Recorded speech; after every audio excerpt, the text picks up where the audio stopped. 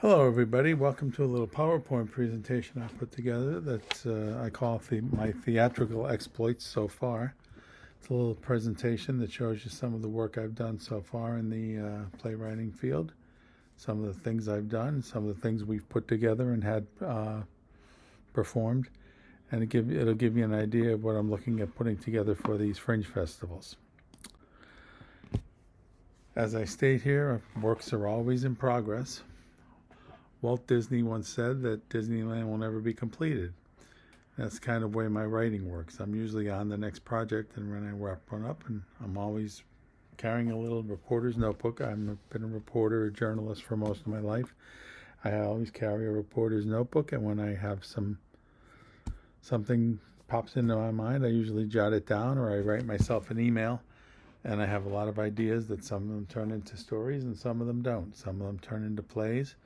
Occasionally they turn into a book, but I usually have something that I'm thinking about, usually from everyday experience or something that's happened to me in my life or that I notice happened to someone else. So I'm always thinking about something. This is a look at the some of my plays. It's a little bound volume I put together for a conference I was going to. These are a couple of the plays. You can see Leave It to the Angels is one of them. We'll go over these other plays shortly. These are just a few of the longer ones I've written. But as you can see, I cover a variety of time periods. These plays right here are all period pieces, and but I don't just write period pieces. But these all cover historical time periods from the Civil War until eternity. 2020, right before the COVID pandemic hit, we had a nice session in Philadelphia with the Dramatists Guild. The first play we did was called Say He Was a Soldier. This play has a future because, there's a couple things about it. First of all, it's being published as part of an anthology that's coming out soon of plays. And secondly, I'm hoping to do it again this spring or summer with a new cast of some actors that I know in Philadelphia or from Philadelphia. We did it that night. We had to use a few females in male roles because we just didn't have enough male actors, but they did a good job. And it's a play about an LGBT soldier who has a tough time adjusting after the Civil War. I always wanted to write a Western, and that was my attempt to write a Western. I didn't want to write the typical Western where the guy comes into town looking for the sheriff. I wanted to write something else, and so I wrote that. The second play, Mom, I Smoke, is going to be a little tougher to ever produce again because it spans several decades. But it could be done in a minimalist form.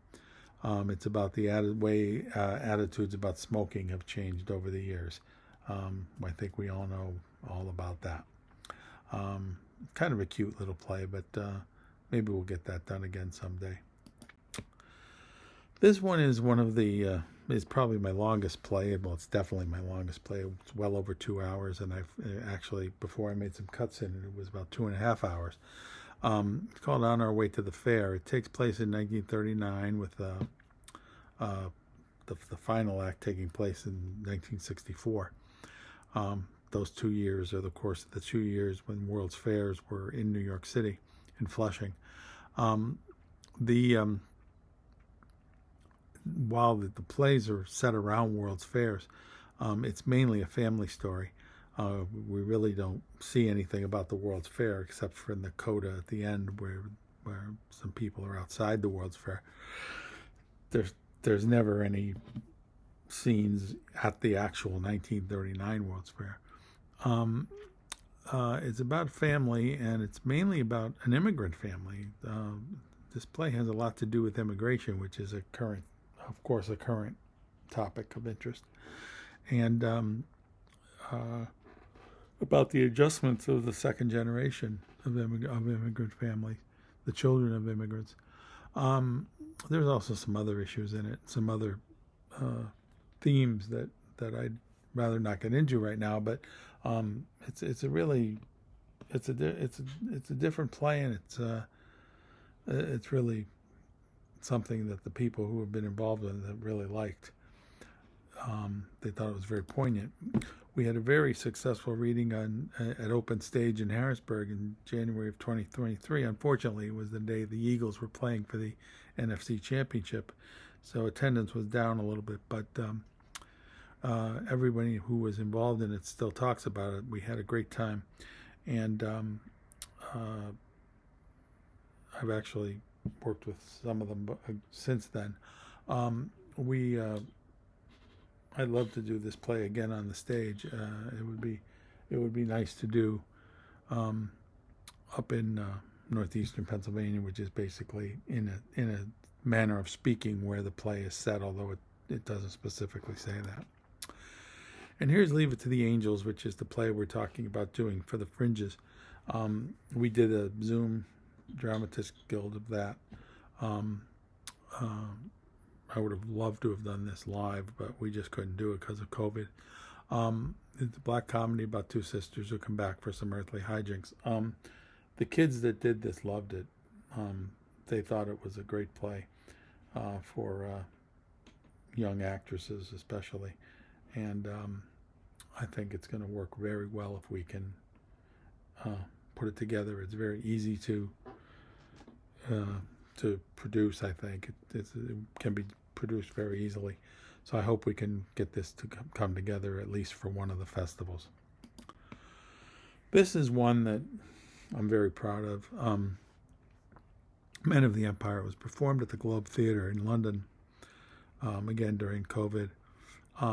It was the featured presentation on a Friday night after a few 10-minute plays. It was the main event that night. It's a play that's based mainly during World War I, although there's a prelude and an epilogue in the modern day. It's not easy to produce, not necessarily because of the scenery or anything like that, or even the costumes. It's got not a large cast, but a bigger cast than some of the other plays, and it's also requires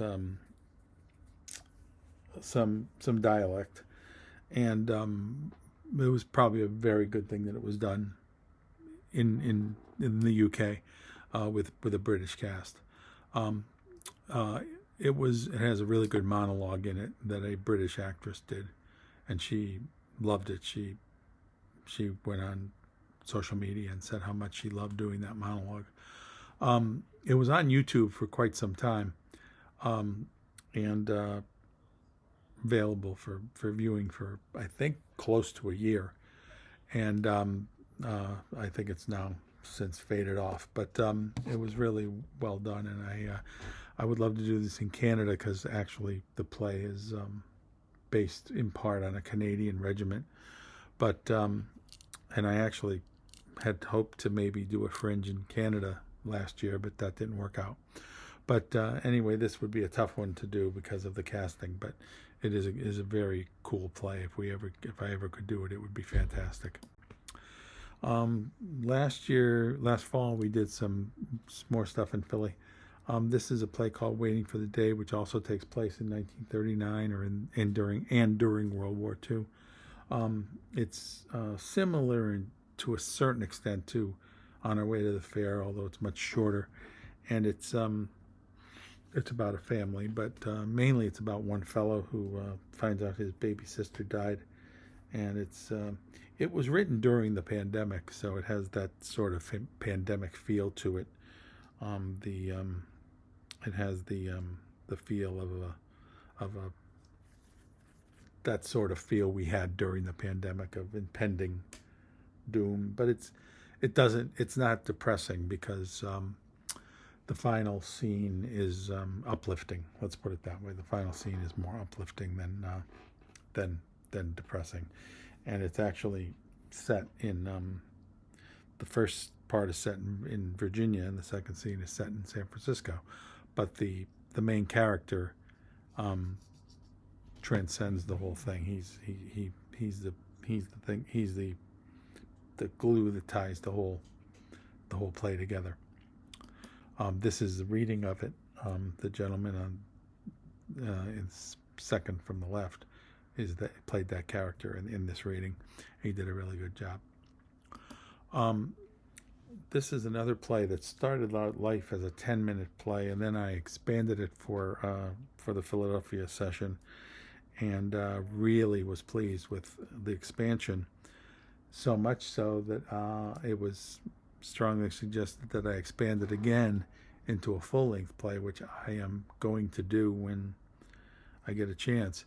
But right now it's a 30-minute play that I still think is really funny and really good. It's about a somewhat socially awkward kid who is trying to get into Studio 54 in the 1970s.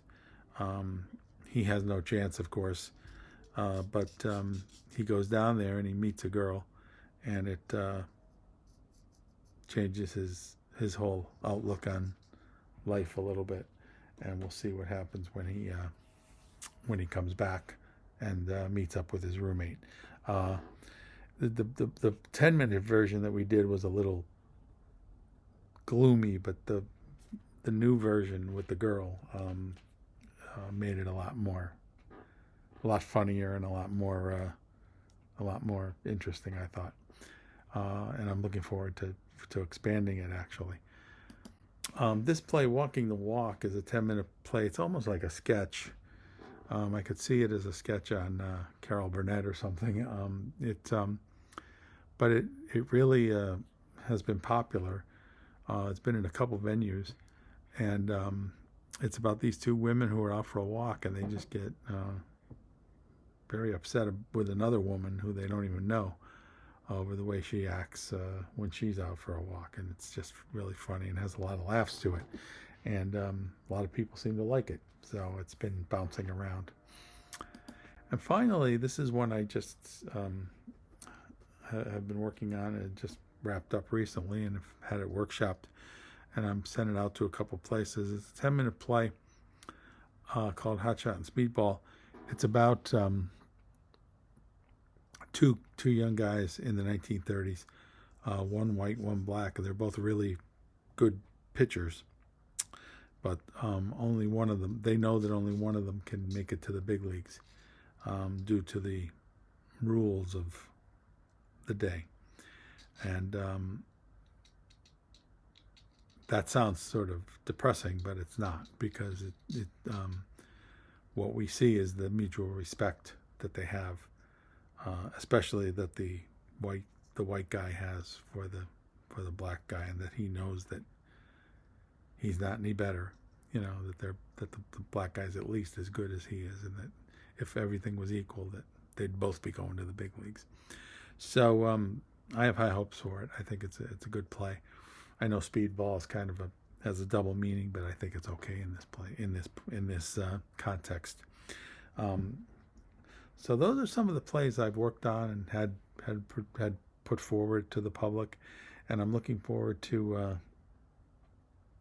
seeing what we could do with Leave It to the Angels, and maybe some other ones if Leave It to the Angels gets out there and does well in this fringe world that what I'm hoping to send it out to.